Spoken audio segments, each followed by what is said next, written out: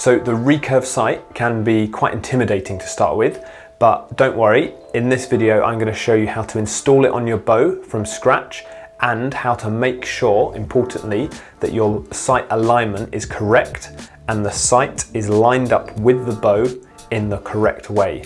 So let's roll the intro and then we'll get to the video.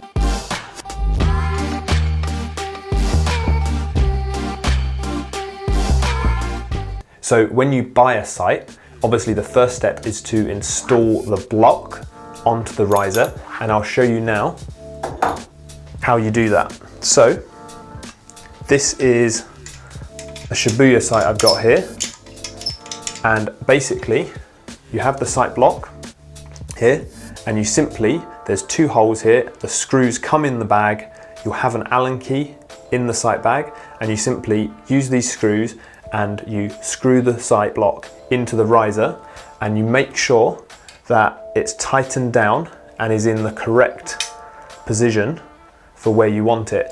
Because some sight blocks like this one has two holes, some have another two holes further back, so you can choose the location on your bow. It doesn't actually matter which location you choose, that's just up to you.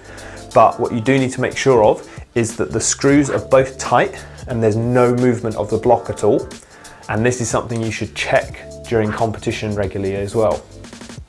One thing to note here is, depending on the length of the screw and the riser model you've got, sometimes the screw can actually be a little bit too long for the riser, and what can happen is the screw will end up hitting the bottom of the riser before it's tightened the block, and it will appear as if it's stable and secure, but then it's quite easy to come loose. So you might shoot a few shots, maybe you're in competition, and it will come loose. So make sure that the sight block is really secure and the screw isn't actually too long, because that can bottom out and then stop it actually locating the block onto the bow. So sometimes you might have to cut the screw down a little bit or get some other screws, but for this combination of Shibuya sight on win and win bow, you should be good. The screws that come with it are normally great. So this is just simply locate it in the bow and make sure these are really tight. As you can tell, these have been on here a while. I don't use Loctite or anything. You could use some Loctite if you wanted. Make sure it's the type that you can actually remove the screws from the bow if you need to in the future. But that's the simple part of setting up the block, and then you just simply put the locator into the block, and then you're ready for the next bit. It's actually been so long since I got this sight, because I've just had this for years, that I've forgotten if it comes attached or not to the bar. So I'll just show you as if you have to put it all together, and this is the key point anyway that you need to understand. So this bar is the piece that goes into the bow. This track is what you need to align, and this is how you set up your sight. So simply put, this bar places into the bow and it is stable, that's fine. Then you have these two screws on the back of the track that locate the track against the bar, and this is what you need to align up. If you have the bow here, the track of the sight can actually move. You can see how that's moving there. You need to find the position that's correct and line it up so that when you move your sight down or when you move your sight to the top, then the actual sight doesn't need to move left and right, because it's moving in a straight line rather than a diagonal. So this is what you need to align up. So the first thing is to just get the screws, loosely put them in here like I have done. You can see how it still moves, and then just use the Allen key to just lightly tighten them down so that you can still move it, but it's not rattling anymore. So I'm just lightly tightening them down, and now there we go, it's not rattling anymore. And I'll just loosen them a little bit there, so I can still move it if I need to, but it's not rattling around. And then now all you do is put this on the bow, and then we do the alignment. So that's what I'll show you now. So if you get the bow, you put the sight in the bow like this, and then make sure it's locked down, and then you can just look at the sight roughly to start with. You look at the side of the riser here, you look at the side of the riser, and you can see the sight alignment on the riser here. So you can see when I move it, it's obviously wonky or wonky the other way. There's a part here that looks slightly more straight. So this is just a rough starting point. Now what I'll do with this, I'll just do this by eye, and then very loosely tighten it down, and then just check roughly later on. So let me just tighten this down now. So now what I've done there is I've very loosely tightened it down, and now what we need to do is actually check it properly. So for this, you'll need an arrow that you put in the bow, and then you'll just need something to rest your bow on, like a chair or something like that, so that you can look down the bow. So let's do that now. So as you can see here, the sight is very roughly lined up with the riser and the side of the riser. But now what we do is we put the arrow in the bow, and then we simply look down the bow, we line the string. Here you can see the string and the arrow. You line the string up with the arrow, there, and then you look at where the string is on the sight. So here you can see the string is slightly on the right side of the sight, and perhaps the right edge of the string is just touching the right edge of the sight. And you can see that there. So now what we do, that's the sight at the top. Now what we do is move the sight to the bottom of the track, just like this, and check where the position is. So the same thing, you line up the string with the arrow. It can be a little bit harder at the bottom, but you line up the string with the arrow here.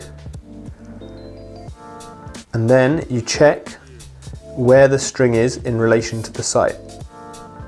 So you can see there that the string is actually, somehow I've managed to get that pretty close first time, but that's kind of unusual. The string here is actually in the same position at the bottom of the track and when the sight is at the top of the track. So that means as the sight moves up and down on the sight track, the sight doesn't move left and right. And this means that when you move between distances, you won't need to move your horizontal windage at all. So now what you would do in this case is just tighten this down and then finally check again that the alignment is still good. But I'm going to show you what it would look like if it's bad, because, you know, for the sake of demonstration. So now at the bottom, the string is pretty much in the center of the sight, maybe a tiny bit to the right. And then when I move the sight to the top of the track, if I move it to the top, then you can see that the string is not in the center of the sight there. The string is to the right. So that means when I move the sight down the track, it's going to move to the right. And you can almost see that here by the alignment of the sight against the bow. So this is an example of a bad alignment. And in this case, as you move the sight down for further distances, what you would actually need to do is then move your horizontal windage to the left to compensate for that, which is very annoying and not what you want to do. So this is why the sight alignment is important, and it's super easy to get to get done here, and it's really simple to do. So just spend the time doing it. Now, actually using the sight against the riser to align it is not a good method to get it spot on.